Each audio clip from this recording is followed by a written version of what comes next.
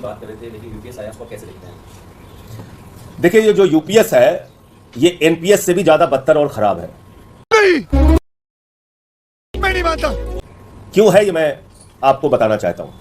अच्छा, पहली बात तो ये कि आप 10% कर्मचारियों की सैलरी का हिस्सा काटेंगे जब तक वो नौकरी करेगा। मान लीजिए 40 साल नौकरी कर रहा है तो 40 साल तक आप वो पैसा काटेंगे और वो पैसा सरकार अपने पास रख लेगी। तो कौन सी पेंशन दे रहे हो भैया आप? बात तो सही है। कौन सी पेंशन दे रहे हैं आप? कर्मचारी का ही पैसा अपने पास रखकर ढिढोरा पीट रहे हैं कि आप पेंशन दे रहे हैं। उसके बाद आप क्या कहते हैं कि अंतिम 1 साल की जो सैलरी होगी उसमें से 6 महीने की सैलरी एक मुश्त रिटायरमेंट के समय दे दी जाएगी। मान लीजिए 12 लाख है 1 साल की सैलरी, तो 6 लाख कर्मचारी को दे दी जाएगी। 40 साल अगर उसने नौकरी की है और 10% की कटौती उसकी हुई है हर महीने, आप सोचिए कितना बड़ा अमाउंट सरकार के खजाने में चला गया। लेकिन वो पैसा उसको नहीं मिल रहा है। वो कह रहे हैं साहब हम आपके पेंशन के लिए पैसा रख रहे हैं, इसी में से आपको पेंशन देंगे।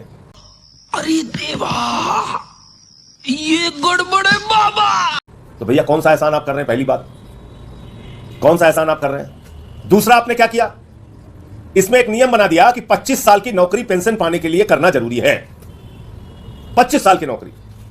अब आप जानते हैं अर्धसैनिक बल जो हैं, पैरामिलिट्री फोर्सेस, 20 साल के बाद मैक्सिमम लोग रिटायर हो जाते हैं, अधिकतम लोग रिटायर हो जाते हैं।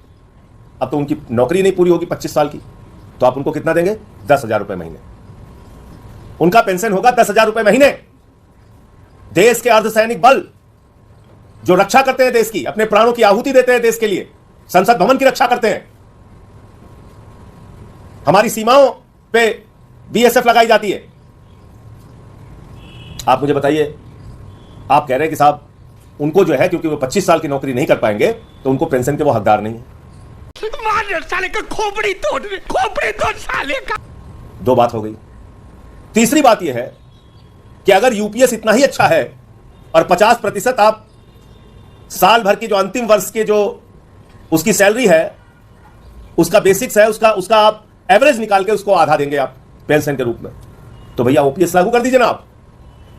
जब आप कह रहे हैं कि यूपीएस जो है वो बिल्कुल एकदम ओपीएस की तरह है, तो ओपीएस लागू कर दीजिए आप।